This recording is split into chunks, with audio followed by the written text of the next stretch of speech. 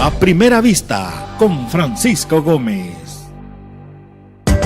Los conceptos vertidos en la siguiente entrevista no son responsabilidad ni es la línea editorial del 106.9 FM Radio. La entrevista, el punto de vista de los profesionales en temas de interés nacional e internacional.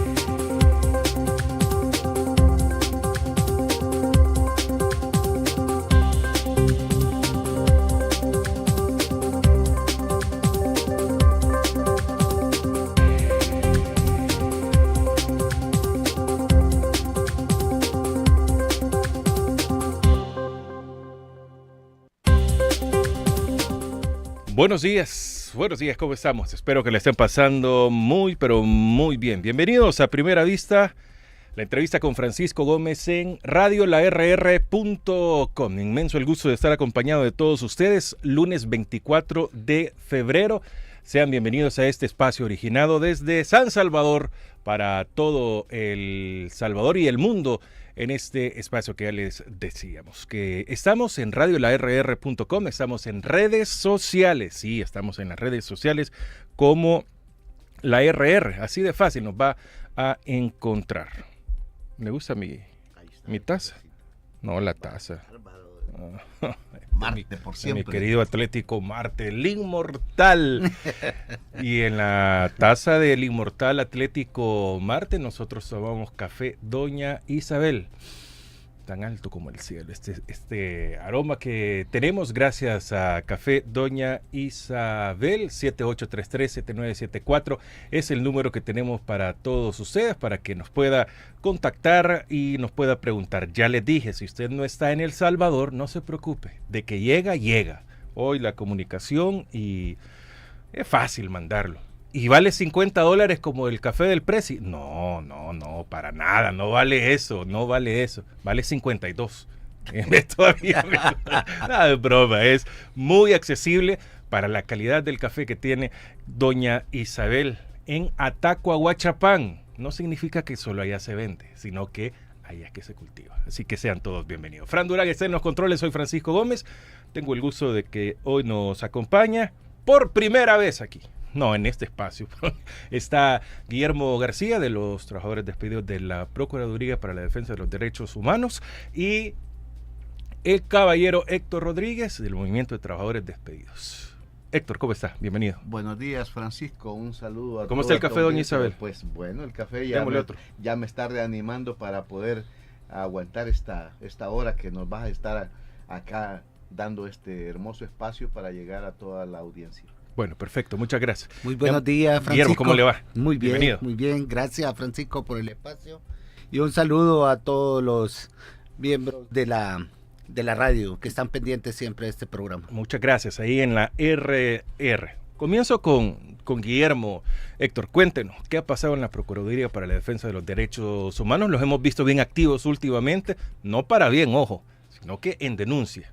Sí, justamente lo que sucedió es que a partir de diciembre del 2024, la señora procuradora decide desmantelar la Procuraduría para la Defensa de los Derechos Humanos utilizando subterfugios jurídicos como la supresión de plazas de al menos más de 100 empleados y empleadas, entre ellos 25 mujeres, cabezas de hogar, madres solteras, con hijos e hijas en edades escolares. Entonces, generando todavía una crisis todavía más grande a nivel de pobreza extrema y violencia contra la mujer, contra la niñez y la adolescencia. De igual forma, por ejemplo, nos encontramos con la situación de que dentro de estos más de 100 despidos, también hay alrededor de 40, 50 jurídicos que dijéramos que es el fuerte del quehacer institucional, ¿verdad? Entonces, en materia de tutela, en materia de protección de los derechos humanos, y eso limita, no solo afecta a los derechos laborales de nosotros como personas directamente afectadas, sino que también limita el servicio a la población usuaria. Entonces, una situación bastante crítica con la que nos encontramos, ya a la que ya venía el gobierno actual de Nayib Bukele realizando en las otras instituciones del Estado. Y a lo mejor los otros compañeros de otras instituciones lo que esperaban era encontrar un alivio, una voz de protección de los derechos laborales en la Procuraduría de Derechos Humanos. Pero por el contrario, la señora Procuradora lo que hace es sumarse a esa situación de violencia y de vulneración de los derechos de la clase trabajadora. Quiero entender algo, Guillermo. ¿Desde que llega la Procuradora Caballero es que empieza este movimiento o ya desde Apolonio venía esto? Prácticamente comienza acá, con este segundo periodo de la señora Procuradora, porque con el tiempo de Apolonio lo que se buscaba de alguna manera y se lograron, quizás nunca antes estuvo tan cerca de haber conseguido el presupuesto, que le asignaran un presupuesto para comprar un edificio propio. Nunca, ningún procurador estuvo tan cerca de eso como Apolonio. Lastimosamente allí hubo toda una jugada que no permitió que el licenciado Apolonio pudiese adquirir el edificio propio y nos pudiésemos quitar ese pago de tanto arrendamiento. Pero el tema de los despidos comienza hoy con la licenciada Raquel Caballero de Guevara y específicamente ya se había aprobado un decreto de retiro voluntario en el 2023. Se fueron 96 trabajadores y trabajadoras. Supuestamente en el instructivo o reglamento para el retiro voluntario dijeron que esas plazas se iba a crear una comisión especial para poder contratar a otras personas que pudiesen llenar esos vacíos. Sin embargo, no se hizo eso, sino por el contrario, lo que se hizo es contratar familiares de la señora Procuradora, contratar personal de la iglesia donde se congrega la señora Procuradora, contratando al hijo del pastor, a la gente del coro, de la iglesia y así sucesivamente. Hay una persona, por ejemplo, de recursos humanos que tiene como 5 familiares allá adentro, ¿verdad? Entonces uno se pregunta qué hace esta persona, qué control tiene para poder desarrollar todos este tipo de acciones. Bueno, Héctor, la situación no cambia. O sea, acá tenemos una institución más que está demostrando de que la prioridad no son los empleados. Estamos viendo donde invertimos en Bitcoin, se paga la factura de la energía y del agua de un mes, pero se despide personal. Y no estamos diciendo que el que le paguen la factura es malo, pero se sobreentiende de que esta factura la pagan porque los números están mal, no en la economía para ellos, ¿verdad? Sino que los números en las estadísticas, en la popularidad. Y poco a poco van despidiendo a más y más y más y más personas dentro del aparato del Estado. En efecto, como ha ocurrido en todas las dependencias del Estado, a partir del presupuesto 2025 se suprimen sin el debido proceso 11.200 plazas, entre ellas las de la Procuraduría para la Defensa de los Derechos Humanos. Hay una serie de arbitrariedades que se han cometido, Francisco, en la supresión de estas 11.200 plazas que tienen que ver con una serie de ilegalidades que han cometido diversos funcionarios, comenzando en el caso con el ministro de Hacienda, quien llevó un presupuesto en septiembre a la Asamblea Legislativa, donde, entre otras cosas, planteó la supresión de las 11.200 plazas, la eliminación o congelamiento de los contratos colectivos de trabajo en el Ministerio de Salud y en el Ministerio de Educación, el congelamiento de los contratos colectivos de trabajo y el incremento salarial en el sector público, atribuciones que no son competencia de un funcionario, en este caso como el ministro de Hacienda. Posteriormente, tuvimos una serie de protestas a partir del 19 de octubre, donde pues la clase trabajadora salió digamos a expresar el descontento acerca de este presupuesto, y a partir de ese descontento que expresa la clase trabajadora, el régimen envalentonado lo que hace es no negociar con la clase trabajadora, sino más bien comienza una ola de despidos bajo la figura de supresión de plazas. Eso ocurrió a partir de la primera marcha blanca del 19 de octubre y continuó sucesivamente hasta el cierre del año. El presupuesto fue aprobado ahí por el 23 de diciembre. Quiere decir que todos los despidos bajo esa figura de supresión de plazas que habían ocurrido hasta el día 23 son ilegales, porque al momento faltaban dos cosas. Una es que se aprobara la ley de salarios, ¿no? Y la otra es que la Asamblea Legislativa promulgara un decreto para la supresión de esas plazas.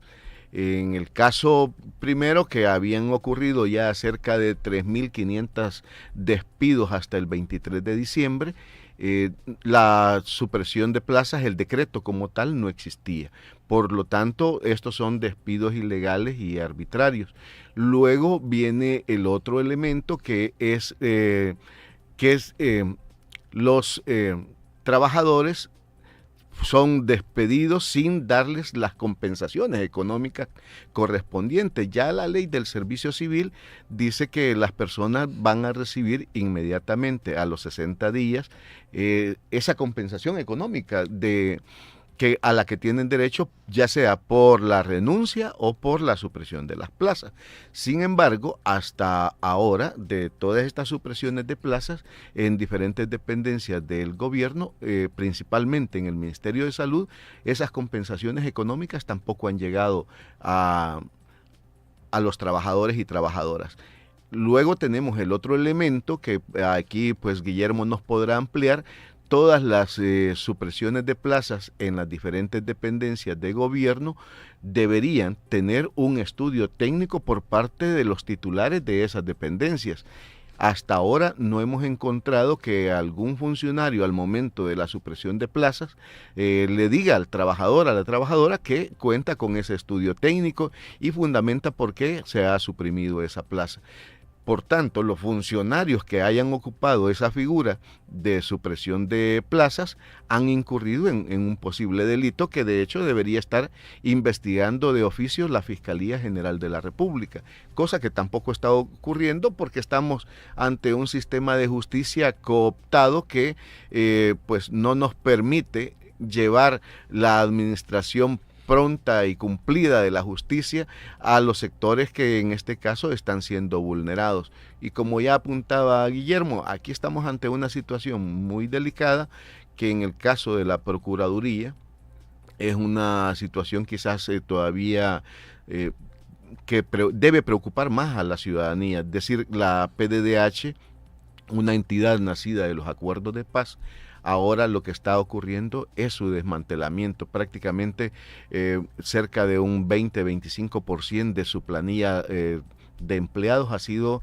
eliminada por el mismo titular de la institución. Eso quiere decir que vamos a tener una desmejora en la calidad de los servicios que debe prestar la institución. Ya teníamos una serie de negligencias que ocurrían al interior de la dependencia. Hoy, con estos despidos que han ocurrido en la PDDH, la situación es más delicada. Entonces, nosotros como trabajadoras y trabajadores hemos venido a través del MTD en primer lugar, animando a la población a hacer las denuncias, a movilizarnos, a denunciar, y por eso pues que hemos estado activos con los despidos que han ocurrido en la PDDH, pero además a demandar los derechos que constitucionalmente tenemos como trabajadoras y trabajadores. Ya con los compañeros y compañeras de la PDDH hemos acudido a los juzgados de lo contencioso administrativo en 2 ocasiones a interponer demandas de las nulidades de los despidos o demandas de reinstalo para los trabajadores a quienes se les ha vulnerado ese derecho. Y pues bueno, aquí estamos para ir como comentando un poco más cómo va toda esta situación. Por ahora estamos frente a un sistema de justicia, Francisco, que está cooptado, pero nuestro llamado a la clase trabajadora es a demandar, a denunciar, porque vamos en el mediano plazo a tener un cambio, un restablecimiento del sistema democrático de derechos, y ahí vamos a ver a estos funcionarios que ahora violentan la ley sentados en el banquillo de los acusados. Guillermo, ¿qué se ha dicho o qué les han dicho desde las primeras etapas, digamos, de los despidos que se ha tenido hasta los nuevos? ¿Qué las autoridades que les mencionan? En principio lo que hicieron, las notificaciones nos las hicieron llegar vía correo electrónico. No dieron la cara, nunca nos dieron nada formalmente. Entonces, ¿vía electrónica fue la notificación? Sí, vía electrónica, a nuestros correos personales. No institucional. No institucionales. Y posteriormente, cuando nosotros nos presentamos en nuestros lugares de trabajo, levantaron un acta para quitarnos todo nuestro equipo de trabajo, nuestras herramientas, nuestras computadoras, escritorio, todo. Y desde ahí prácticamente para afuera. Si hubo una jefatura que, por ejemplo, quería que yo me quitara la camisa que yo andaba puesta, que era mi uniforme, o sea, una camiseta que te entregan, el uniforme. Entonces yo le dije, pero entonces hasta el pantalón, porque el pantalón también me lo han dado acá, entonces quiere que me vaya desnudo. Una situación de acoso tremendo, y desde esa época, por ejemplo, no nos han dicho nada. Solicitamos la información del estudio técnico que hace referencia a Héctor, y a la oficina de acceso a la información pública. Nos manifestaron de que se le ha declarado con reserva a esa información y por lo tanto no la podían proporcionar. Sobre el tema, por ejemplo, porque para nosotros es importante justificar si realmente se realizó ese estudio técnico, porque ya la jurisprudencia de la Sala de lo Constitucional establece cuál debe ser el mecanismo. Si bien es cierto, estas instituciones tienen esas facultades para poder suprimir plazas, para poder contratar, poder despedir, pero hay un procedimiento que se debe seguir. En este caso, debe contar con un estudio técnico que analice por qué se va a suprimir esa plaza, si realmente ya no es necesaria para el buen funcionamiento de una institución, y cómo se va a hacer, porque también ese fondo se retira del presupuesto de la nación. Además, no solo es de suprimir la plaza y ya estuvo, sino que al trabajador, a la trabajadora, lo que se le debe de ofrecer una opción igual o de mayor jerarquía en la que se encuentra. Eso tampoco nos ofrecieron ninguna otras opciones. Además, reservar los fondos para el pago de las indemnizaciones. Hasta ahorita nosotros no tenemos información ni cómo nos van a pagar la indemnización, ni cuánto es el monto, ni cuál va a ser el mecanismo de entrega de esto. Entonces, lo que hay es una inseguridad jurídica, y que justamente por eso nosotros hemos acudido a los tribunales de lo contencioso administrativo, alegando la ilegalidad del acto administrativo. Y esperamos que reconocemos que hay jueces todavía valientes, que todavía imparten justicia en este país, a pesar de que corre en peligro sus puestos de trabajo, porque la mayoría lo que tiene es miedo. O tienen miedo de perder el trabajo, o tienen miedo que les apliquen el régimen, o que los monten en el helicóptero, o cualquier cosa. ¿Y el sindicato quedó desmantelado?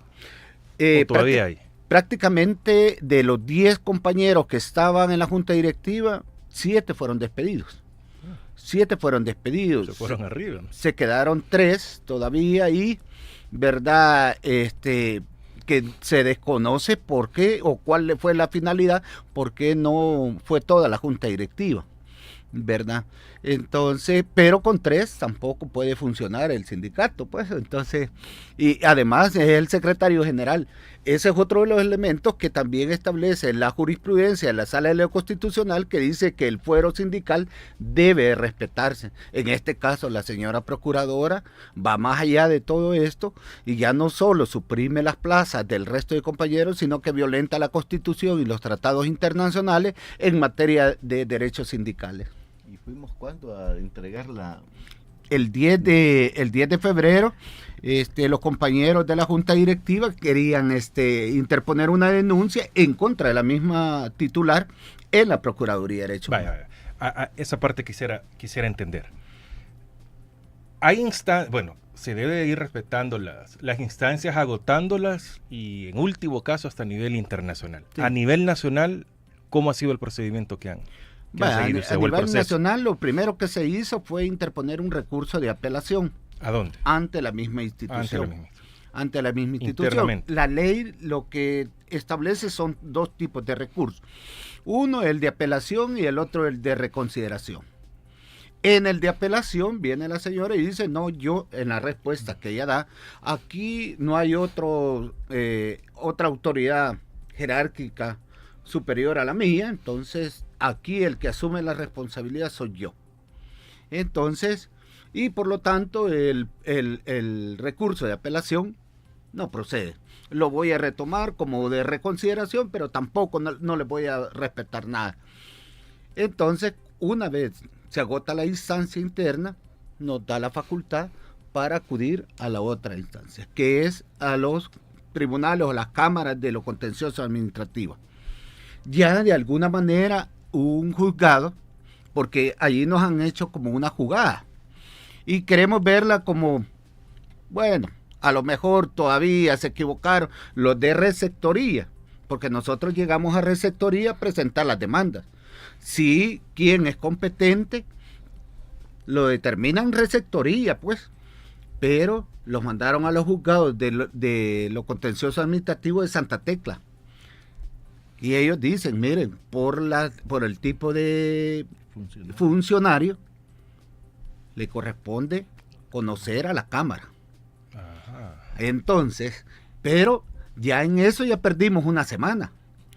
Si es por una mala jugada de los colaboradores que están en receptoría, bueno.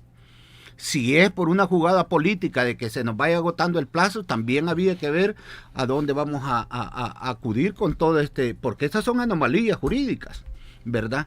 Los de receptoría perfectamente saben a qué tipo de funcionarios se está demandando y quiénes son los competentes, ¿verdad? Jueces o magistrados. Entonces, pero ahí estamos.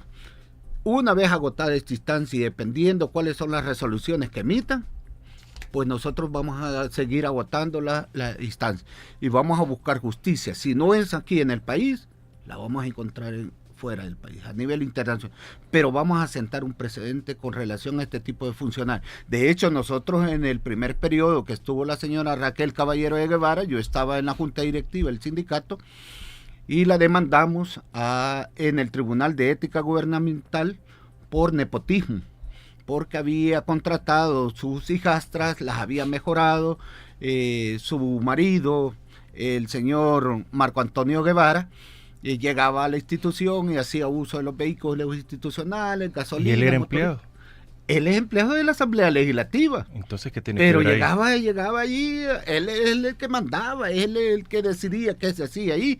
Insisto, él es empleado de la Asamblea Legislativa, no de la Procuraduría para la Defensa de los Derechos Humanos, que no son vinculantes. Claro. ¿Y entonces, con qué autoridad llegaba? Por ser el esposo. Solo porque era el esposo. Entonces. Pero eso no se puede en ningún lado. Claro, y por eso la condenaron por cuestiones antiéticas. Bueno, una multa le pusieron y la terminó de pagar. El Tribunal de Ética. El Tribunal de Ética. Le demandamos a la Corte de Cuentas de la Justicia, al Corte de Cuentas de la República, a la Sala de lo Constitucional. La demandamos también al Tribunal de Servicio Civil. La mayoría de demandas le ganamos. Entonces lo que había también era una venganza política. Hoy que viene ella, pues se esperaba que iba a tomar algún tipo de represalia. Efectivamente lo hace. Y por eso es que nosotros aquí estamos dando la cara, porque nosotros en el primer momento dijimos que esa señora es incapaz para dirigir la Procuraduría para la Defensa de los Derechos Humanos. Ella se ha dedicado a andar viajando, a cobrar sus viáticos, mientras el país está sometido a unas graves violaciones a derechos humanos y ella no se pronuncia por nada. Fíjese que Guillermo, y disculpe Héctor, voy a seguir con Guillermo un momento más. Y ahí hay algo más todavía. Ha vaciado la iglesia. Estuve en El Salvador Patria Querida el jueves, me invitaron. Y estaba Marvin Reyes también, del Movimiento de Trabajadores de la Policía. En una parte de la plática tocamos a la Procuraduría para la Defensa de los Derechos Humanos. Y él hizo una pregunta tan auténtica, tan espontánea, y que todavía existe la Procuraduría para la Defensa de los Derechos Humanos. Y eso le pregunto a usted. O sea, porque a eso que usted acaba de mencionar, ¿en qué aparecen? ¿Para qué sirven? ¿Funciona realmente? Fíjate que... ¿O a nivel únicamente de medios es que no se ve el trabajo? Sí, es que lo que pasa es que aquí hay dos cosas. Internamente funciona. Y algunas cosas, y yo digo, es que no podemos dejar que desaparezca, porque yo creo que esta es la estrategia tanto del gobierno de Bukele, en muchas instituciones. Sí, es la estrategia del gobierno de Bukele como de la señora procuradora. Y como es uno de los hijos de los acuerdos de paz. Correcto. Hay que eliminarlo. Entonces, lo que se busca es eliminarlo, desaparecerlo. Por eso estamos hablando de un desmantelamiento institucional. Y eso es lo que nosotros como salvadoreños y salvadoreñas no debemos de permitir que desaparezca. Sí sirve. Lo que pasa es que ahora, y al parecer como que se están creando, no tengo por ahí algo pendiente todavía y que tengo que confirmarlo, pero me dicen de que al parecer hoy los casos va a haber un filtro en Casa Presidencial donde se van a estar filtrando y allá al parecer están capacitando gente para filtrar las denuncias. ¿Y cómo filtrarlas? ¿Y cómo allá primero? Primero van a pasar todos vamos a ir allá. Primero va a pasar por allá y luego va a llegar a la Procuraduría para que les den trámite. Todavía me hace falta que sacar bien el dato. Pero no es descabellado. No es descabellado. Tiene el comisionado, que es el que lo defiende de las violaciones. Guzmán. O sea, exactamente. Entonces, es justamente eso lo que quieren, desmantelar la institución. Entonces nosotros hemos dicho, rescatemos a la PDH. Lastimosamente hay titulares, en el caso de la señora Raquel Caballero de Guevara, ella se ha dedicado mejor a viajar, a cobrar sus viáticos. Debían como 4 meses un edificio que estaban a punto de quitarse, justamente uno de los que está enfrente del INPEP, donde era antes el INPEP, porque ya deben como 4 meses. Y el agua igual, la empresa que les suministra el servicio también tenían unos meses de no pagarle. Lo mismo la empresa que se encarga de brindar el servicio de la fotocopiadora, porque esas no son ni nuestras. Sí, son alquiladas. ¿Me entiendes? Entonces ese servicio una vez se atrasa, pues entonces no llega la reparación y uno tiene que estar ahí esperando para poder imprimir, para poder fotocopiar, para poder escanear, no puedes hacer uso. Mire, pero le soy muy sincero, Guillermo, me parece increíble todo lo que usted menciona y muchos pueden llegar a pensar, están exagerando, pero son realidades que viven dependencias o que instituciones que son subsidiadas, digamos, sí, por el Estado. Y me surge la pregunta. Y lo que yo le contesté a Marvin Rey, pues yo tenía mucho de no saber de la Procuraduría como institución funcionando, ¿verdad? Lo conozco por estos casos de ustedes. Yo vi a la Procuradora en una actividad con una magistrada de la Corte Suprema de Justicia y no era una actividad vinculante, sino que era como ir a tomar el té, ¿verdad? Sí. Ellas dos modelando y esto y lo otro. Pero ¿y eso para qué sirve? Sí, es que la verdad es de que ahorita a eso se han dedicado. Se toman la foto con una reunión con un par de policías, un cipote, ¿ya? y lo que van buscando es mediáticamente decir que está funcionando. Pero en la práctica, porque son 3 áreas las que nosotros debemos de desarrollar. La ley nos obliga a proteger, a educar y a promover los derechos humanos. Pero, por ejemplo, ahorita, de alguna manera, dijéramos, está en la parte de la educación, en la promoción y todo eso.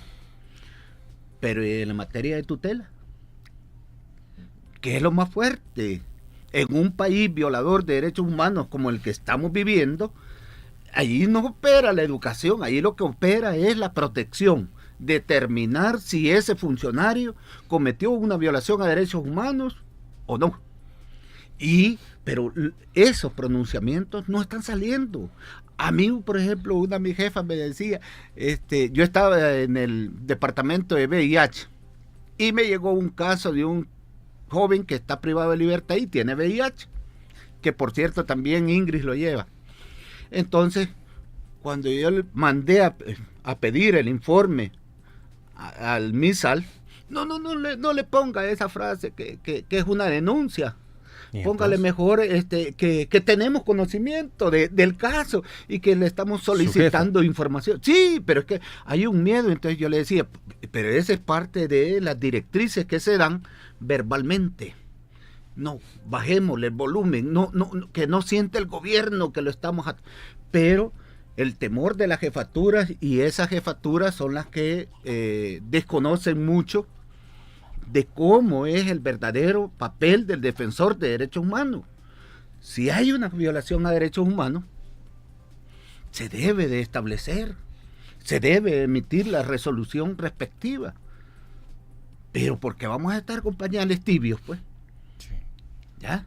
Entonces, y esa es una directriz que está entre la licenciada Raquel Caballero de Guevara, su adjunta, porque es la segunda, porque cada vez que sale esta señora, la que queda al frente es Mireya Tovar. Mireya Tovar es la que tiene el control de todo el área de tutela. Si eso no funciona, entonces si la cabeza está mal, ¿cómo es que lo demás va a estar ahí funcionando? Y hay muchas veces que los jurídicos ya tienen los proyectos de resolución, pero no los quieren no los quieren notificar, no los quieren firmar las jefaturas, por el miedo que tienen de ofender al gobierno, de hacerlo ver de que hay una violación a derechos humanos.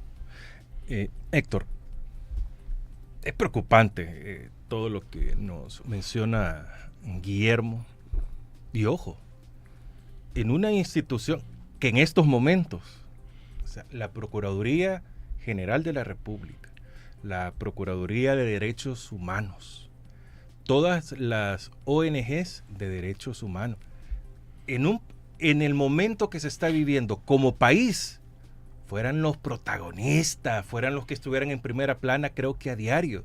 Esto es como cuando pasan las catástrofes, que los que pasan al primer plano es protección civil, porque ese es el momento en el que, no es que brillan, sino que debe de funcionar la institucionalidad. Pero en este país violatorio de derechos humanos, confirmado, sancionado por instancias internacionales, todo lo que implique transparencia y derechos humanos acá, nadie sabe ni quiénes son. Héctor, ahora, ¿dónde más siguen pasando estas cosas?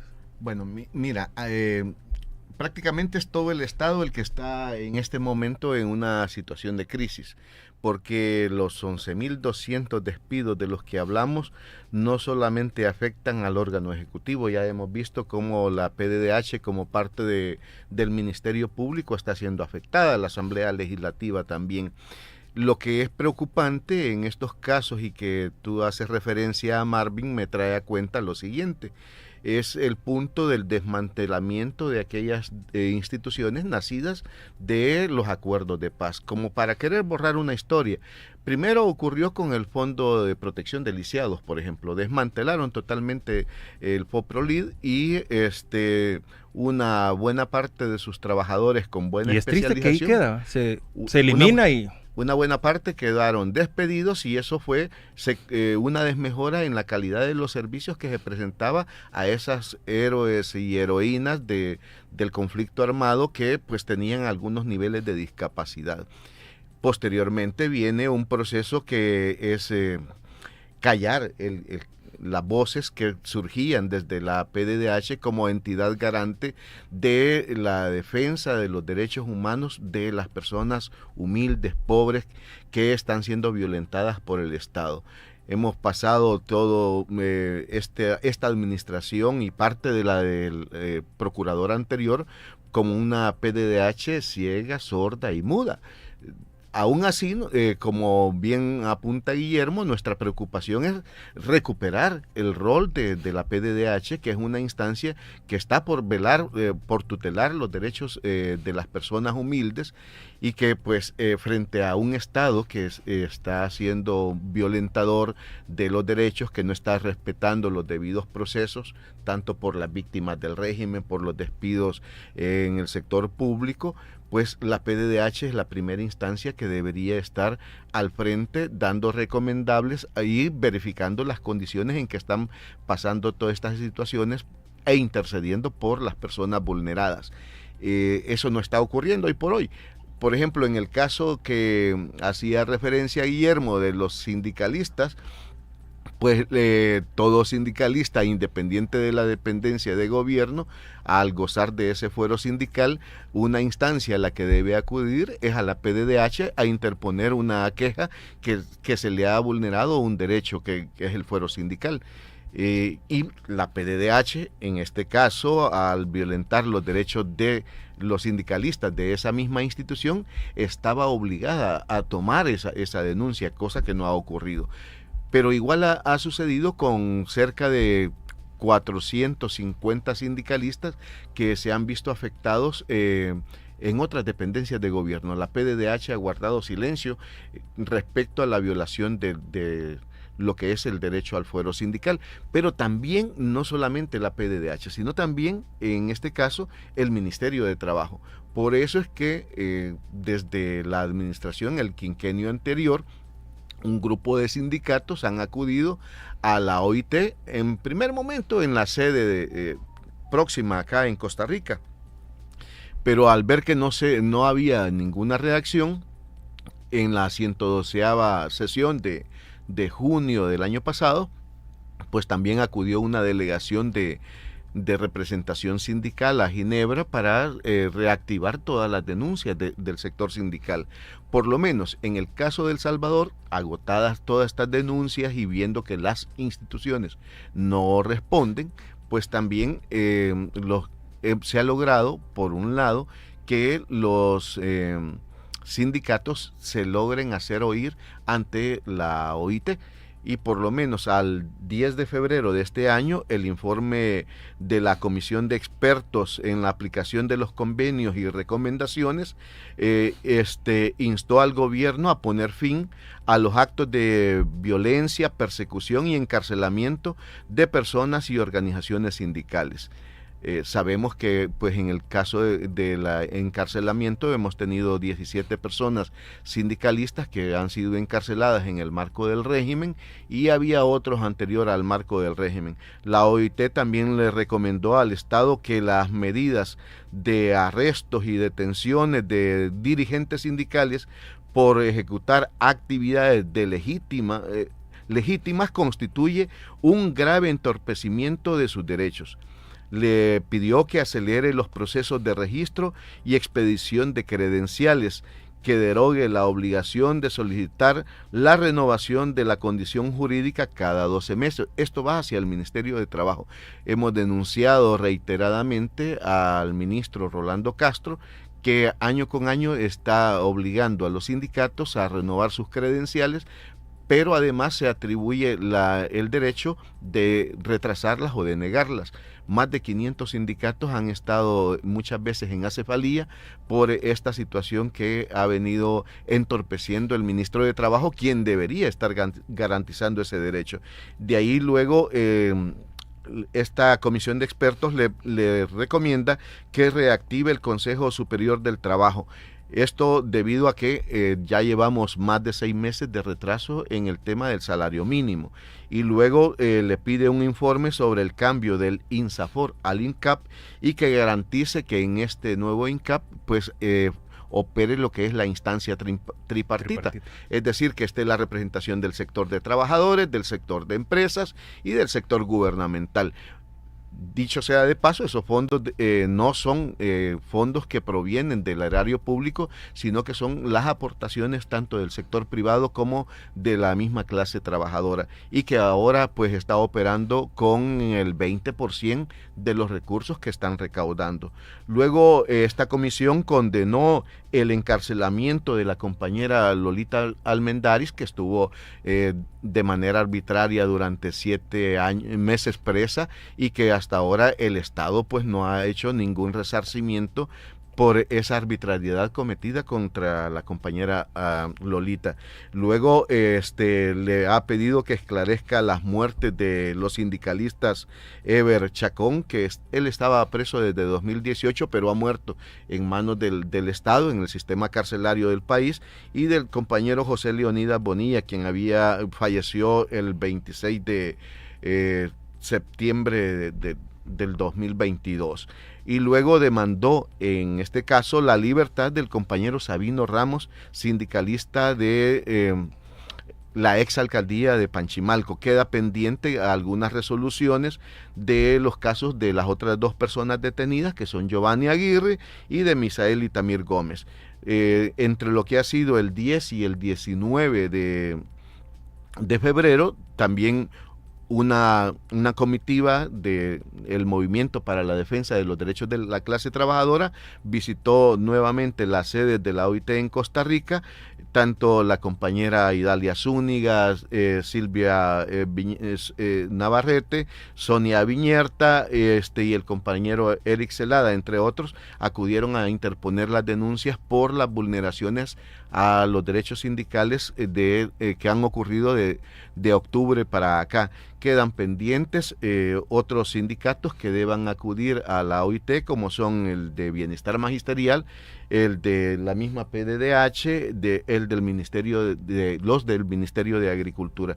Esto es lo que llevamos. Ciertamente el sistema en El Salvador está ante una situación de arbitrariedades, de cooptación, pero nosotros estamos, por un lado, agotando las instancias de país, y en el caso de los derechos sindicales, acudiendo a la OIT para que emita determinadas resoluciones. Estamos a un paso de que El Salvador entre en la lista de los 24 países mayor violadores de los derechos humanos, en la lista negra de la OIT, por todas estas vulneraciones a las que estamos haciendo referencia. Eso afecta al Estado salvadoreño, porque entonces no va a ser sujeto de créditos por parte de la banca multilateral, y eso pues realmente, mientras no se resuelvan todas estas violaciones a los derechos humanos, como trabajadoras y trabajadores, vamos a seguir alzando la voz, Francisco. Guillermo, quisiera siempre hablar de la Procuraduría de Derechos Humanos, pero quizás un poco de su funcionamiento quisiera entender, aprovechando que usted está acá y puede conocer más que nosotros, sin duda lo hace. En los casos de las muertes en los centros penales, ¿qué papel juega la Procuraduría para la Defensa de los Derechos Humanos? ¿Actúan de oficio o es solamente si se les pide?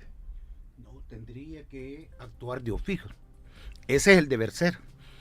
Porque ya en la Constitución y en la ley establece que en su numeral 5, que la Procuraduría para la Defensa de los Derechos Humanos, dentro de las facultades está vigilar la situación de las personas privadas de libertad.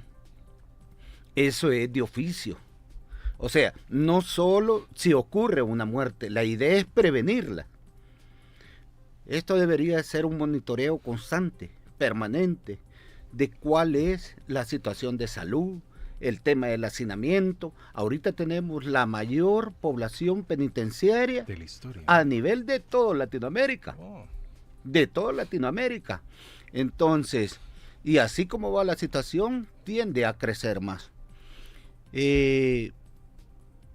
Cuando uno mira esto, dice, bueno, el privado de libertad independientemente del delito que se le atribuye, o si ya está condenado o está procesado todavía aún más, pues debe vigilarse su situación porque todavía no ha sido vencido en juicio. Pero aún, aunque ya esté condenado, debe de vigilar que el Estado garantice su derecho a la vida, a la salud, al trabajo, a la educación, a la alimentación y todos los otros derechos que hay, porque lo que pierde es su derecho a la libertad ambulatoria y algunos derechos civiles, dijeron. Algunos, no todos. Pero ¿qué significa?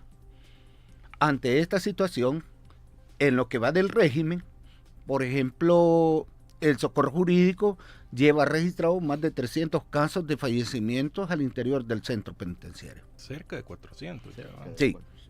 Entonces, ¿qué implica? Yo, por ejemplo, les he mencionado un caso donde yo tuve conocimiento, entre otros, porque puedo mencionarles muchos otros, y también tenemos conocimiento de que los privados de libertad son vapuleados, golpeados allá adentro, ya sea por los custodios o por los mismos internos, y posteriormente se les pide a los internos que los bañen al cadáver, que los bañen y que les cambien ropa y que los saquen hasta una determinada área.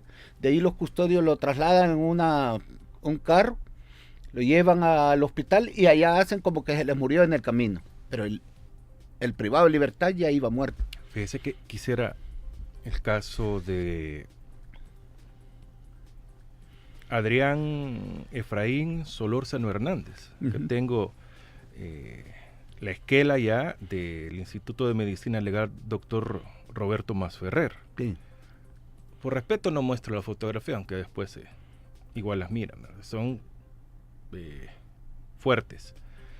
Y según dictamina que falleció a consecuencia de asfixia mecánica por estrangulación. ¿Y ahí qué procede? ¿Quién fue?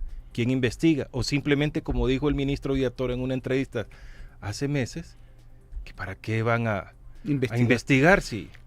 Es que pareciera que para este gobierno, para el presidente Nayib Bukele y para el ministro de Justicia, lo que tiene ahí embodegado son animales. O un número. Que los utilizan para andar reconstruyendo el centro histórico, para un montón de cosas. Para ahí sí les sirve. Y para otras cosas más. Pero no los miran como sujetos de derecho. Entonces aquí el gran problema es que esta Procuraduría viene de registrar este tipo de hechos desde hace días. Lastimosamente no se pronuncia, porque nosotros como jurídicos sí ingresamos y vemos a las personas. Yo tengo la fotografía de varios jóvenes que fueron asesinados sobre ese mismo tipo de dictamen, estrangulados y guindados de las rejas, del techo. Otros que han sido vapuleados y metidos en lo que son los barriles plásticos. Y ahí los tienen. Entonces, ¿pero qué pasa con eso? Nosotros sacamos la información, emitimos una resolución, lo declaramos violadores de derechos humanos. Sí, pero dice mucha gente, no, pero ¿y de qué sirve? Si las resoluciones de la Procuraduría no son vinculantes. Pues no pasa nada. Entonces, no pasa nada. Pero ¿qué es lo que pasa? Eso debe establecerse, que cada una de las muertes que están sucediendo al interior de los centros penales, o que se dan en las Bartolinas, o se dan en un hospital público, esas son muertes extrajudiciales. ¿Por qué? Porque están bajo la jurisdicción del Estado y pueden constituir delitos de lesa humanidad.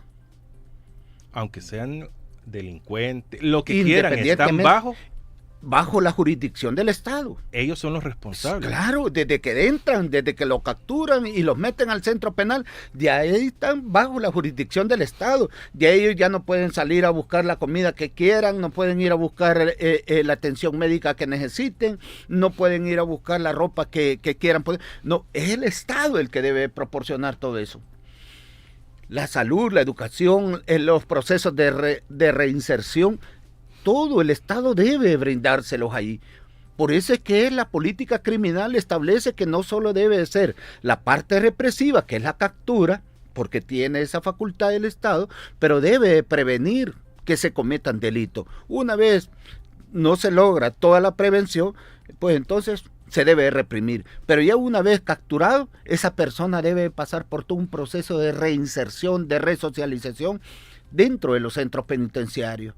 No, si usted revisa, por ejemplo, la ley penitenciaria o la misma Constitución de la República, dice, el Estado organizará los centros penitenciarios con el objeto de corregir al delincuente, crearles hábitos de trabajo, prevenir el delito y buscar su reinserción. Entonces no le está diciendo, mire, construya bodegas humanas y métalos ahí, que no hagan nada. No, hay que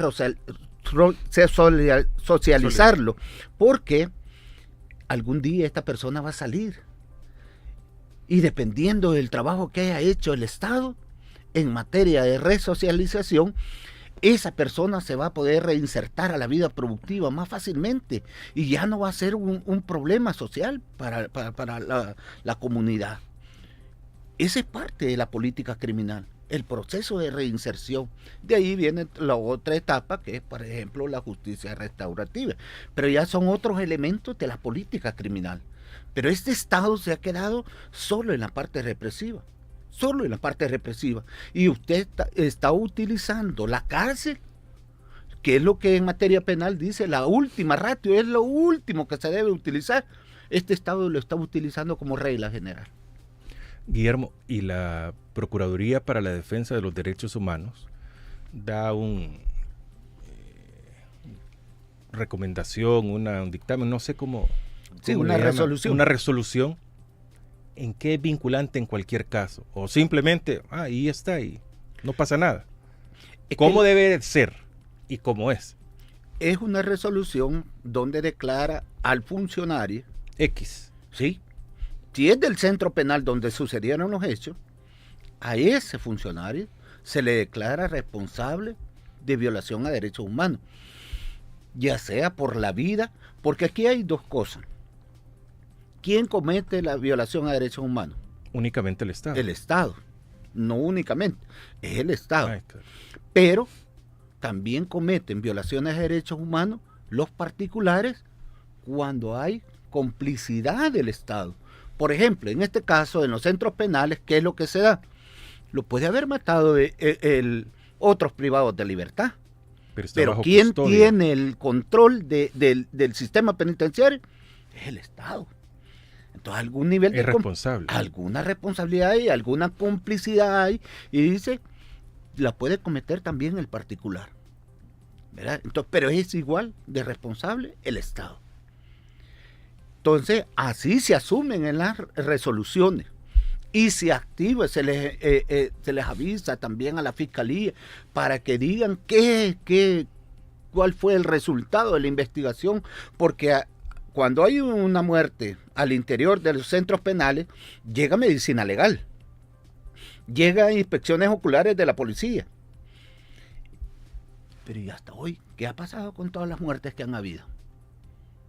Yo, por ejemplo, y menciono el caso del señor que llegó a la Procuraduría manifestando que su familiar, él le llevaba paquetes a Mariona, pero de repente le dijeron, mire, ya su familiar ya no está aquí, lo trasladaron, pero no le dicen a dónde. Entonces él llega a buscarnos para que nosotros le ayudemos a averiguar dónde está su familiar. Y por eso digo, la Procuraduría funciona. El papel para el cual fue creado, sí es digno de mantenerlo vivo. Lastimosamente los titulares arruinan toda esa parte, porque ya lo miran más en función política y más en sus intereses personales. Cuando este señor me manifestó de que su familiar no sabía dónde estaba, entonces yo empecé a llamar a los diferentes centros penitenciarios por teléfono. Se llaman acciones inmediatas eso, porque yo no solo me dedico a levantar el expediente y a decir, sí, hay que duerme el sueño de los justos, 2, 3 años, no averiguamos nada. No, en el mismo momento agarré el teléfono y pregunté a las alcaldías de los diferentes centros penales. ¿Qué pasó? Ninguno quería dar información. por miedo, por todo, porque es una directriz que les han dado también, que no brinden información, siendo la Procuraduría de Derechos Humanos.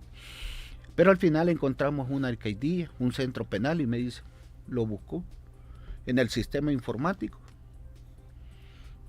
no está. Prepare al usuario para lo peor, prepáralo, mándelo a medicina legal.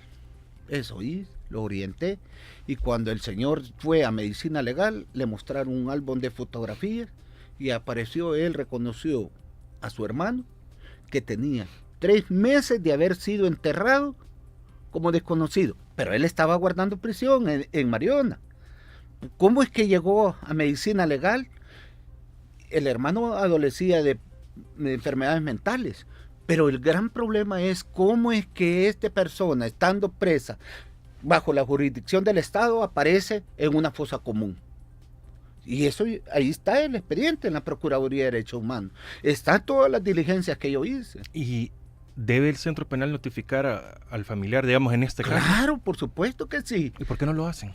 Es que eso es lo que hemos caído hoy en este momento. Porque yo he escuchado incontables veces, Guillermo, por mencionar un nombre del Movira, Samuel Ramírez, que dice, no, si de la funeraria les avisan, ¿sí? Para ofrecerle el servicio funerario y de paso notifican, ¿verdad? ¿Y cómo es eso? ¿Cómo es que el de la funeraria sabe y no notifican al familiar? Es que, mira... En el mejor de los casos. Sí, es que hemos llegado a una situación de barbaridad. Y a mí me han dicho, por ejemplo, yo tenía un caso donde el juzgado contra el crimen organizado había emitido 2 órdenes de libertad. 2 veces la misma. Y el joven no lo dejaban libre. En el penal de Izalco, el SEAT. Y sabes que cuando yo llamo a alcaldía, me dice, licenciado, pero es que fíjese que nosotros no tenemos plazo. ¿Cómo ¿No así? tienen plazo? Le digo yo. ¿Y ustedes creen intocables ahorita? Miren, esta es la directriz que tenemos, entonces tenemos que verificar que no tiene otro delito pendiente.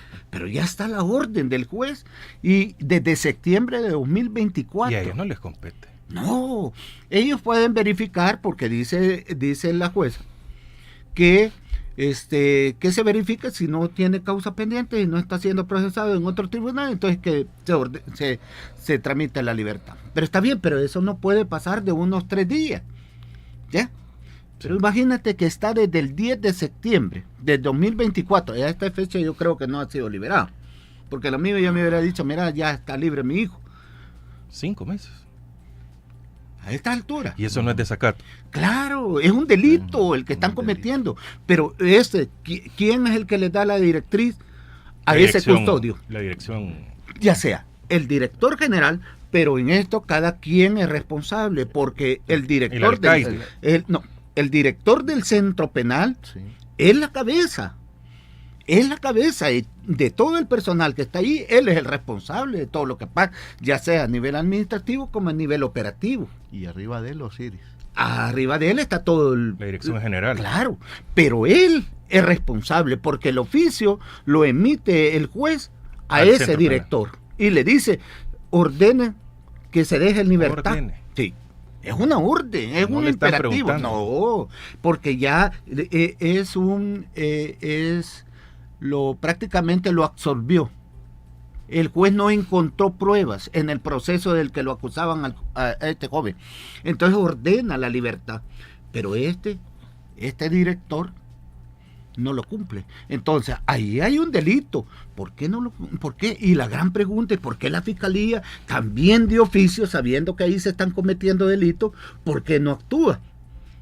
Sino por el contrario, vienen y nos ponen inteligencia policial a andarnos siguiendo a nosotros cuando vamos a poner las demandas a los juzgados de los contenciosos administrativos, siguiendo sindicalistas, dándole seguimiento a defensores de derechos humanos, y uno dice, bueno, es que estamos en un estado de derecho de los más perdidos que pudieron haber existido en la historia. Okay. Héctor.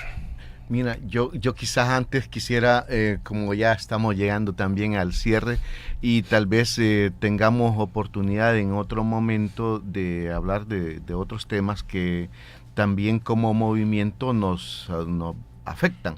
Fíjate que nosotros contamos con uno de los compañeros despedidos, que es el compañero Félix López, abogado de la República, y profesor que también está en su condición de despedido, pero el compañero es un defensor de derechos humanos y él ha estado brindando asesoría jurídica a todas las personas despedidas por este régimen. Y ahora el día 5 de septiembre el compañero Félix ha sufrido la captura de uno de sus hijos. El compañero Félix presentó los antecedentes penales al momento de su detención. Sin embargo, la policía siempre se lo llevó con engaños. El día 20 ha sido la audiencia inicial y en el Tribunal Sexto contra el Crimen Organizado, la jueza 1, pues desestimó los arraigos que habían sido presentados. En este sentido, y volviendo a la PDDH, vamos a interponer un escrito a la PDDH, en primer lugar para pedirle a la procuradora, que son parte de las atribuciones que debería de tener, a que se pronuncie por que sean tomados en cuenta esos arraigos presentados por el padre del joven y luego a pedirle a que designe un defensor para que acompañe todo el proceso judicial en el caso del joven, y luego vamos a demandarle a que verifique, precisamente por todos estos dramas que se vienen contando, a que verifique las condiciones carcelarias en las que se encuentra detenido Félix Ángel López. Estos son como parte de las actividades que vamos a tener en el transcurso de la semana, Francisco. Tal vez nos gustaría poder ampliar este caso de esta detención arbitraria en el marco del régimen de excepción que está haciendo abusos el régimen inconstitucional de Nayib Bukele en contra de las familias pobres, humildes y de las personas defensoras de derechos humanos. Tal vez podríamos hablar en otra oportunidad junto con el padre del compañero aquí en este espacio para dar mayores detalles de esta situación. Y el otro elemento que, pues como estamos próximos a la conmemoración del Día Internacional de la Mujer, como movimiento de trabajadores despedidos, las compañeras trabajadoras despedidas han organizado un festival para feminista de Voces en Resistencia, le han dado en llamar, para este próximo sábado 1 de marzo, en la víspera de la conmemoración del día. Una semana antes. Exacto. Van a realizar un festival feminista, Voces en Resistencia, en un local que se denomina Yec Ineme, que está contiguo a las oficinas administrativas de la Universidad Pedagógica, ahí entre la 25 Avenida Norte y la diagonal Héctor Silva. A partir de las 2 de la tarde va a haber música, violines, poesía, toda una tarde para unir todas estas voces de las mujeres que están ahora en resistencia frente a la situación de despidos y vulneración de derechos de las que están siendo objeto, como ya bien apuntaba Guillermo, del caso de la PDDH, donde al menos 25 mujeres han sido despedidas de manera arbitraria. Entonces, en ese marco, se hace una pública y extensiva invitación a pues acompañarnos en este festival el día 1 de marzo en el local de Yec Ineme, contiguo a las oficinas administrativas de la Universidad Pedagógica, para pues tener un rato de convivencia y de sororidad entre mujeres, para poder seguir enfrentando a este régimen que está vulnerando cada día los derechos humanos en nuestro país. Bueno, antes de ir con los comentarios, porque el tiempo se nos ha acabado, quisiera que Guillermo nos recapitulara brevemente el número de despedidos, en qué momento, en qué instancia van ustedes de denuncia también, y mientras ustedes también nos pueden dejar sus comentarios al 7616-8383, el número de WhatsApp, 503 el número de área de El Salvador, 7616-8383, o en las cajas de comentarios de TikTok, de YouTube, de TikTok, Facebook, creo, y en el WhatsApp. Guillermo. Sí, tenemos más de 100 compañeros y compañeras despedidos y estamos entre la etapa ya de la vía de lo contencioso administrativo. Esa es la vía, la etapa, y esperamos que en los próximos días tener respuesta de cada uno de estos tribunales que sean remitidos correctamente a la instancia competente y empezar con las diligencias internas. Y eso nos permitiría determinar si realmente vamos a tener acceso a la justicia, si se van a restablecer nuestros derechos laborales o vamos a tener que agotar otras instancias o activar otras instancias. Bueno, perfecto. Vamos a, en este momento, a los comentarios, preguntas, sugerencias de todo lo que tenemos para compartir con ustedes. Reina Avelar nos manda saludos para toda la audiencia y todos los que están acá. Alfonso Recinos, el régimen dirá que todos estos despedidos son recomendaciones del Fondo Monetario Internacional para recibir los 1.400 millones de dólares. El diablo me obligó a hacerlo, dirán. Luis Carrillo, qué triste, El Salvador está peor que nunca. Felipe, saludos Francisco y a los invitados. Pregúnteles qué se puede hacer para detener esos despidos, porque son injustificados, porque debemos unirnos para hacer un frente unido para vencer. Mario González, tanto la señora Raquel Caballero como el anterior procurador y el resto de funcionarios del gabinete están allí con el compromiso de ser puyabotones. Lo malo es la ceguera de los empleados del Estado, particularmente de las instituciones, el desmantelamiento y el saqueo del Estado. No culpemos a los funcionarios. Ellos realmente no están en nada, no saben nada y están conscientes de su calidad de puyabotones. El verdadero gabinete no da la cara y está integrado por extranjeros.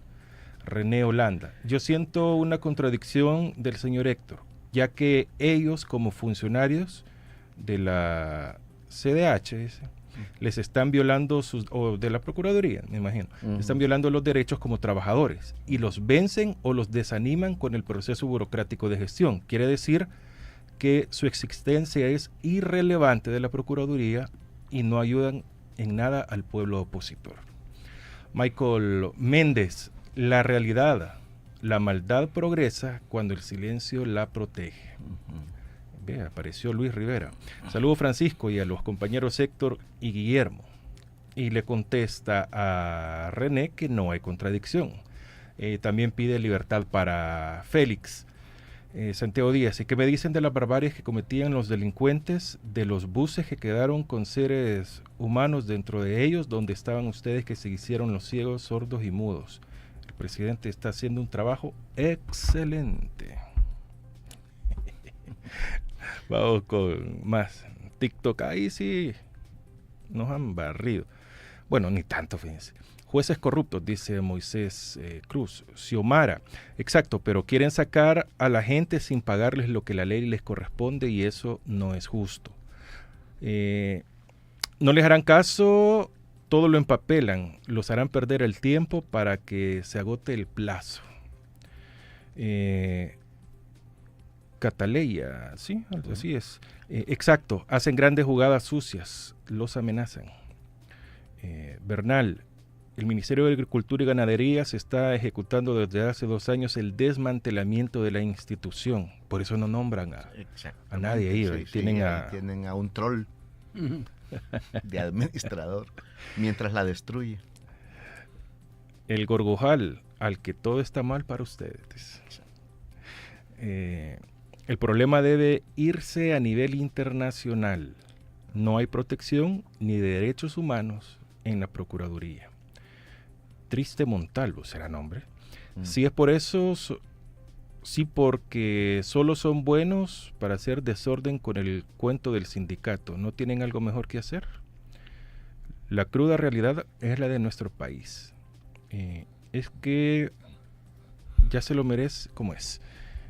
Es que ya se lo merecen, no se quitaban el corazón para matar a los salvadoreños.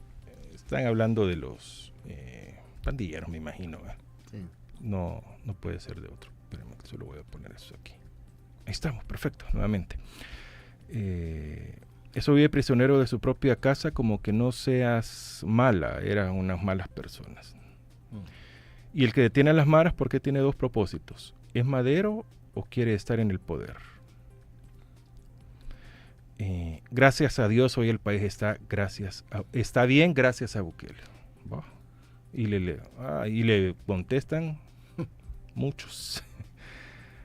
El presidente carga un karma bien grave y se verá caer. ¿Por cuántas vidas inocentes tendrán que dar cuentas Bukele y todos sus cómplices? Qué terrible, eso no puede ser. Quisiera que me contestaran qué pasa con los niños que están presos con sus madres. No veo una institución que ayude ni les dé asistencia médica. No se hagan al lado de los delincuentes. Que aquí es de derechos humanos, entiendan esa parte de la que estamos hablando. Los derechos humanos no distinguen. O sea, pero tampoco es que se defienda a un delincuente, Francisco. ¿Sí? Estamos hablando de la vulneración de los derechos a las personas inocentes. Ustedes son grandes pandilleros. Vaya eso. Cosa. Los que no apoyan al gobierno son familiares de delincuentes. Bukele, asesino y corrupto. Ay, permítame. Aquí, los que apoyan al gobierno son delincuentes. Ahí les conté. Es que no se trata ni de una ni de otra. Estamos hablando la realidad. Los protagonistas están acá. Francisco, y la gente debe entender que el gobierno, su función, no es este gobierno, todos los gobiernos, su función es perseguir delincuentes. Y para eso tiene determinadas reglas que debe respetar. Toda una institucionalidad creada después de los acuerdos de paz en este país. ¿Es verdad que van a cobrar un impuesto por los muertos en los cementerios? No sabemos. Francisco, seguí soñando. No, si estoy despierto. No, con gusto estuviera en mi casa dormidito. Con el aire acondicionado. ¿Cuál? El ventilador a veces. Porque hasta ahora velan por los derechos humanos ustedes. Es la verdad, solo te falta aceptarlo. Pero es a otro Francisco, no es a mí. Bueno. Grupo Santa Clara, mi hijo, eso siempre se da. ¿Acaso no pagas por tener los muertos en el cementerio? Pero es diferente, completamente diferente, ¿no? Berenice, esperemos que estas personas que hablan sobre la realidad del país, Dios les cuide a ellos. Gracias. Carlos López, lo traté de El Salvador es que todavía existe, o lo triste del Salvador es que todavía existe gente muy pobre, pero de cerebros. Pregunta, así como indagan el caso del muchacho que murió en la cárcel, así indagaban cuándo, hasta ahí aquí, cuando las pandillas mataban 85 diarios. Es que esto no es vinculante, maestro. Porque hasta ahora... Fíjate que, Francisco, ¿sí? Por ejemplo, cada una de las instituciones tiene sus propias facultades. En el caso, por ejemplo, ¿a quién le corresponde perseguir el delito? No al delincuente, al delito. A la Fiscalía General de la República. Sí. Ese es el mandato constitucional y legal que le corresponde. A la Procuraduría General de la República le corresponde brindar la asistencia jurídica de forma gratuita. Y a nosotros, como Procuraduría de Derechos Humanos, nos corresponde vigilar la situación del Estado, la actuación del Estado frente a los particulares. Entonces la gente, lastimosamente, no todos tienen la cultura de leer lo más básico, que es la ley primaria de nuestro país, que es la Constitución de la República. Ahí están delimitadas todas las funciones de cada una de las instituciones. Entonces, nosotros como Procuraduría no nos corresponde perseguir el delito, nos corresponde velar por el respeto y garantía de los derechos humanos. Y decimos, no estamos defendiendo delincuentes. El Estado, dije yo, dentro de la política criminal, tiene la facultad de el poder represivo, sí, ¿verdad? Reprimir, capturar y meterlos a la cárcel. Esa potestad la tiene el Estado. Pero dije, no es la única dentro de la política criminal tiene que prevenir. ¿Cómo se previene el delito? Bueno, creando más fuentes de trabajo, fortaleciendo las áreas de educación, salud, y que las personas tengan acceso a viviendas dignas, a empleo digno. Eso es una forma de prevenir. Pero cuando se comete un delito, el Estado tiene la potestad de reprimirle eso, y para eso tiene el órgano de justicia para poder hacer cumplir la ley. Pero una vez entra al sistema penitenciario, esta persona no perdió la calidad de ser humano. Por lo tanto, se le debe de brindar todas las demás asistencias que el Estado está obligado a brindar. Y eso se llama pesos y contrapesos. Correcto. Independencia de poderes. Eso existía. Existía y deberíamos luchar por restablecerlo. Francisco piensa igual a mí. Escuche lo que dice Francisco. Es Bukele quien debió indagar los 85 muertos cuando puso el régimen. Él era el presidente. Claro. Exactamente. Y ahí como se le cayó el pacto, le pusieron todo ese montón de muertos. ¿Quién sufre? La población civil, no es el Estado en ese momento. Los pandilleros debieron resolverla con los funcionarios que les estaban incumpliendo un pacto que tenían oscuro. Ningún gobierno es perfecto. Estoy completamente de acuerdo. Caelo dice, ¿y si alguien lo capturan por otro tipo de delito, siempre le cae el régimen? Depende, porque hoy, por ejemplo... depende quién sea, maestro. Depende de quién sea, correcto, porque acabamos de ver una señora que acaba de cometer un accidente y como que al parecer tiene trato preferencial, ¿va? Sí, porque, por poner un ejemplo, aquí está, por poner un ejemplo, cuando pasó un accidente también, que fue el de la rastra, más abajito de ahí. Correcto. No, sí, minutos y ya estaba presentado y le hicieron, ¿cómo es que dicen? Socialmente lo condenaron. Civil. Sí, socialmente lo condenaron. Muerte y es civil. Más, usted ve la fotografía y sabe inmediatamente quién es. En este caso, y ojo, en aquel creo que no hubo muertos. Fue una racha de accidente. Sí. No recuerdo la verdad. Pero en este caso, no es que querramos condenar socialmente a la persona que conducía, sino que, ¿por qué no salió nada? Ha habido una presión para que medio después salgan diciendo, pero porque ha habido una presión y se involucró a un familiar de un funcionario, pero al final no sé. Nunca había nadie protestando por los derechos humanos de las familias que pagaban renta, a los que asesinaban, etcétera. Quiero que me entiendan algo. Guillermo es despedido de la Procuraduría para la Defensa de los Derechos Humanos. Ese es el tema que hoy hemos tenido. Hemos aprovechado para hablar de la Procuraduría, un poco de su funcionamiento, y Héctor es del Movimiento de Trabajadores Despedidos y ha hablado un poco también del tipo de despidos que se están dando. No estamos hablando de defender en este caso, digamos, de los pandilleros, estamos hablando de una funcionalidad de unos muertos y de la injusticia que se da a más de 11,000 empleados que se quedaron sin trabajo. De eso estamos hablando. Así que no confundamos el cebo con la manteca. Francisco, mira, precisamente alguien preguntaba, ¿qué hacer?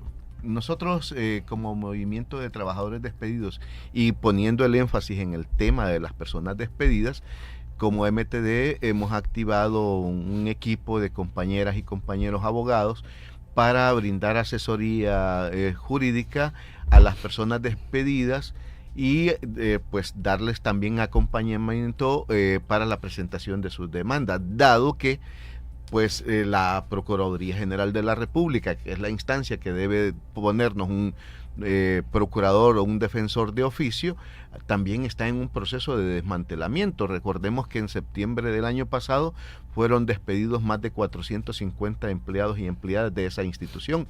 Entonces estamos ante un debilitamiento de las instituciones que deben representarnos para cuando ocurre una vulneración a nuestros derechos laborales en este caso. Entonces, allí lo que nosotros deberíamos hacer es acudir en este caso a las instalaciones del el sindicato del Instituto Salvadoreño de Bienestar Magisterial, el CITIBM, y ahí pues dejar los contactos para recibir las orientaciones, la asesoría que se les pueda brindar desde el MTD de manera gratuita y altruista que están haciendo algunos compañeros y compañeras para poder, hacer lo que están pidiendo que se debe hacer, en este caso, presentar las denuncias de país.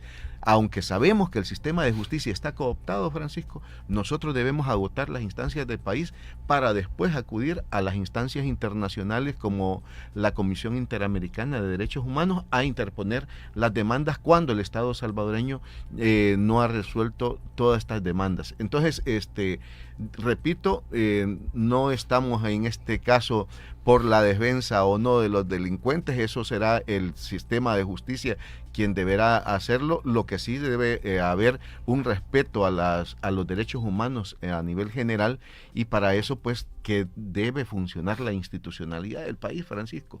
Eso es lo que nosotros estamos pidiendo. Y luego hay un problema y tal vez no nos da mucho el tiempo, pero tendríamos que hablar cómo está el tema de las indemnizaciones. Es preocupante que el Ministerio de Salud acaba de emitir una circular en la que está indicando que las indemnizaciones por las personas que han despedido de manera arbitraria serán entregadas hasta el próximo año, hasta el 2026, y ahí también establece que van a ser entregadas en cuotas mensuales hasta por 11 cuotas. Eso es bastante delicado porque eso no le permite a las personas también emprender otras formas de vida para poder suplir las necesidades básicas del hogar. Qué grosería, Magdalena. Qué grosería que hay mucha gente apoyando la corrupción de los políticos sinvergüenzas y son los que tienen cuando se puede. No entendí la parte final. Ángel Flores, libertad para los inocentes, libertad para Félix López Cañas. Gaby, lo cierto es que en este país los derechos humanos se vulneran a diestra y siniestra. Despidos, desempleo, desalojos, cierre de escuelas, sistema de salud deplorable, falta de oportunidades al emprendedor, a ellos les cobran impuestos, etcétera, etcétera. No podemos decir que a costa que aquí hay seguridad, debemos aceptar, seguridad entre comillas, debemos aceptar otras acciones que vulneran a la población. La seguridad no se reduce a las pandillas. El Estado debe asegurar el artículo 1 como principio inicial, no proteger a grupos de poder. Y la seguridad alimentaria y la seguridad de salud, y todas esas seguridades no existen. ¿Ok? Luis Rivera reitera lo que menciona Héctor. El MTD, Movimiento de Trabajadores Despedidos, está dando asesoría de forma gratuita a los trabajadores despedidos. Pueden buscarnos en redes sociales. ¿Cuáles son las redes sociales? Sí, estamos como MTD Oficial en Facebook, estamos también en X y estamos ya en TikTok. Fabuloso. Carlos Iván López, no a la minería. Antonio Flores, no dudo que hay miles de despedidos, pero en las marchas no se ven los despedidos de la PNC, que si son más de 3,000 ni de la Procuraduría de Derechos Humanos. ¿Qué pasa? ¿Tienen miedo o los dirigentes no tienen credibilidad? Las dos cosas. Pues ahí hay que hablar con Marvin, pero precisamente en el caso de la PNC hay un desmantelamiento serio. Cerca de 5,000 policías van a ser obligados al retiro en el transcurso de este trimestre, que es parte también de los despidos que van a ocurrir. Y es sistemático en todos los años va a pasar. En el marco de los 11,200, pero también tenemos una situación crítica, el retroceso de lo que es la seguridad pública, porque la Academia Nacional de Seguridad Pública únicamente te produce o te gradúa alrededor de unos 800 personas por año. Para restablecer toda esta cantidad de despidos, la Academia necesita mucho tiempo. Esas son las situaciones de retroceso y por eso el régimen inconstitucional ha querido darle atribuciones de seguridad pública a los soldaditos que, perdónenme, pero no tienen niveles académicos como para comprender lo que son el respeto a los derechos humanos, el trato humano hacia las personas. No puede ocurrir eso en este país. Eso es un retroceso, Francisco. Sí, definitivo. Nunca vi protestando a Bukele por los muertos durante el FMLN. Es que aquí estamos. ¿Por qué no lo previnieron antes todo esto? No sé qué. Esos criminales no son humanos. ¿Cómo pueden defender a estos tipos? Es que nos está defendiendo a las personas. Son los derechos humanos. Vuelvo y repito, aquí nosotros estamos por plantear la problemática de país, que es el despido arbitrario e ilegal de 11.200 personas del Estado sin que se respete el debido proceso.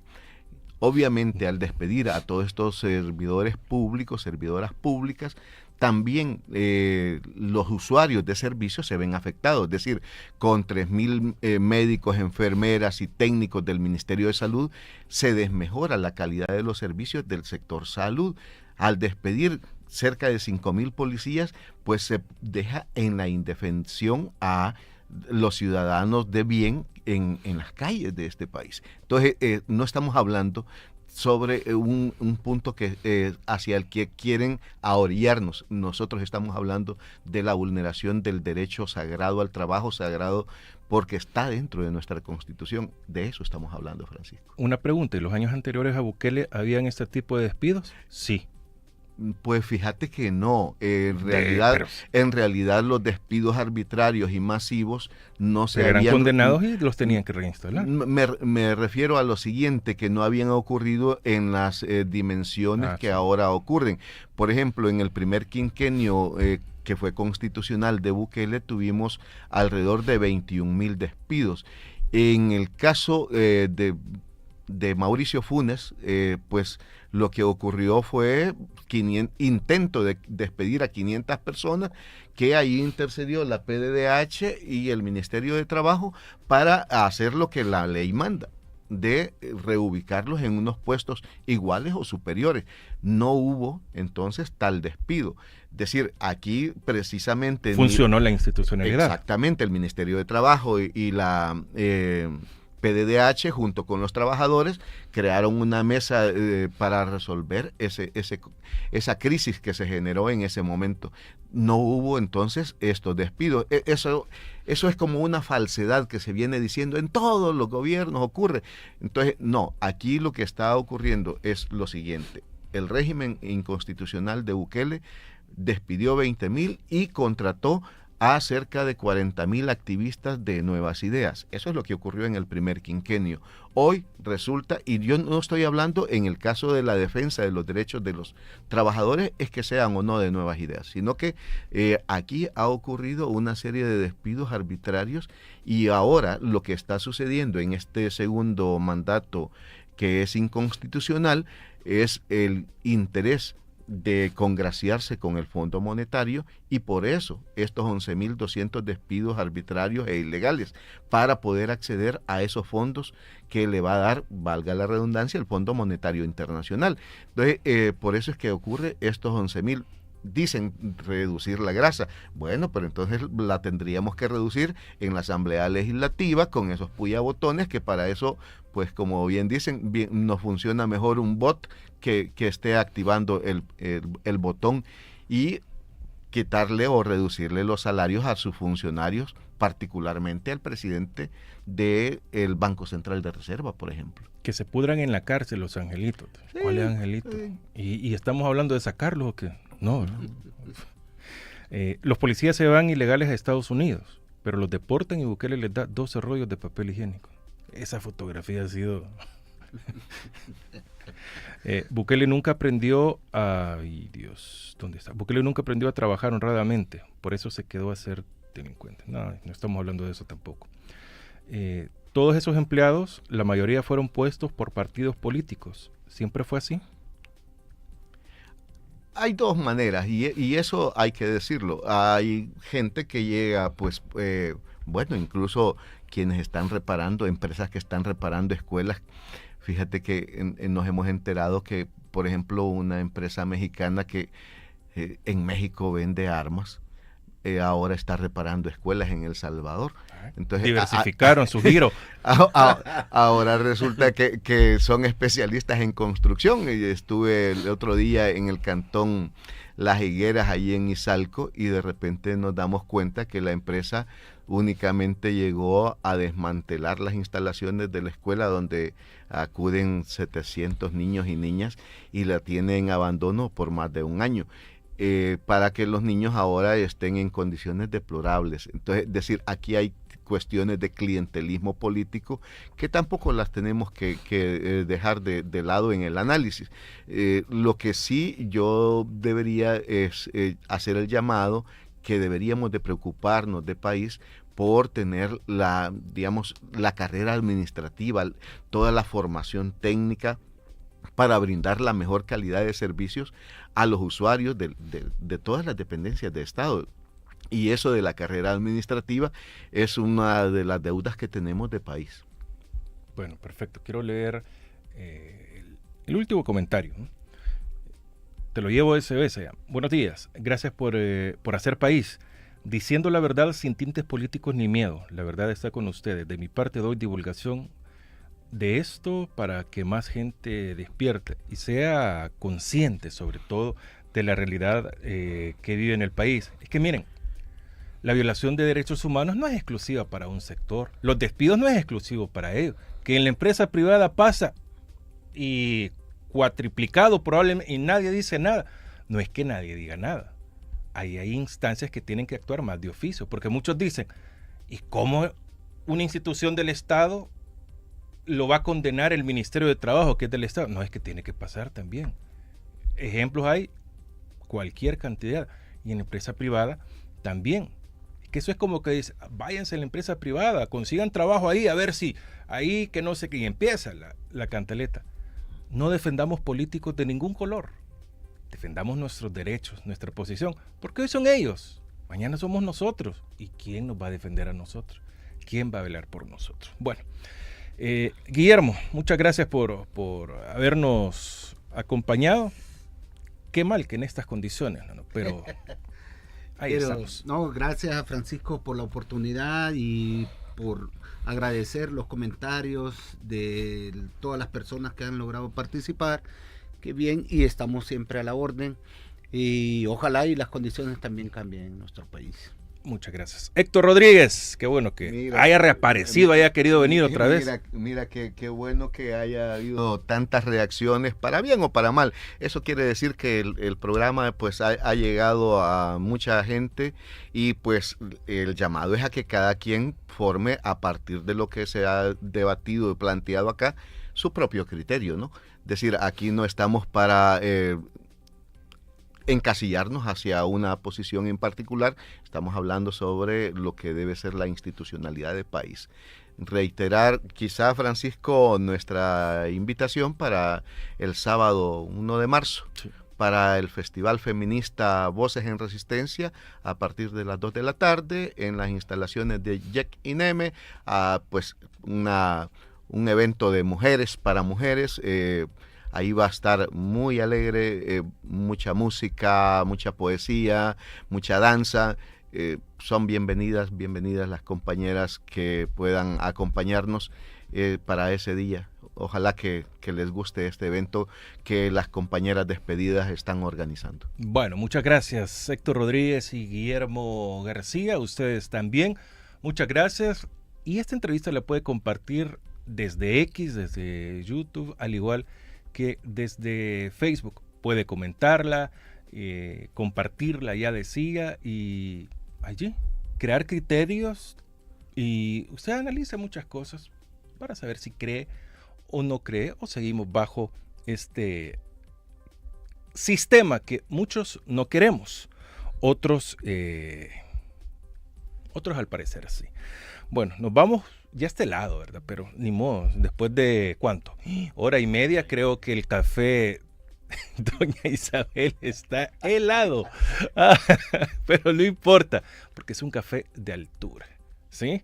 Estamos en Ataco, bueno, es cosechado en Ataco, Aguachapán, a 1240 metros sobre el nivel del mar. Café Premium Doña Isabel, un café tan alto como el cielo. Pedidos al 7833-7974. 7833-7974. Usted pregunte por WhatsApp, vaya, despiértelos en este momento porque tienen que estar al pie del cañón. Desde las 6 de la mañana les pagamos para que estén ahí pendientes. Café Premium Doña Isabel, que nosotros vamos acá en A Primera Vista, la entrevista con Francisco Gómez. Todos los que están en redes sociales, pásense a radiolarr.com. ¡Ya! radiolarr.com. Hoy tenemos buen rock para comenzar, pero rock del 70 en inglés. A ver qué vamos a tener. ¿Usted puede pedir? Sí, puede pedir sus canciones al 76168383. Fran Durán los acompañará. Mañana Ramiro Navas estará con nosotros. Vamos a hacer un análisis de la realidad nacional con Ramiro Navas, un joven que últimamente me lo están atacando. Como lo sacamos de esa tranquilidad, de esa zona de confort en la que él está, hoy le toca, por haber descansado tanto tiempo, hoy sí le está cantando. Un saludo a Ramiro, Mañana estará con nosotros muy temprano desde las 7 acá en A Primera Vista, la entrevista con Francisco Gómez en radiolarr.com. Siempre tu radio.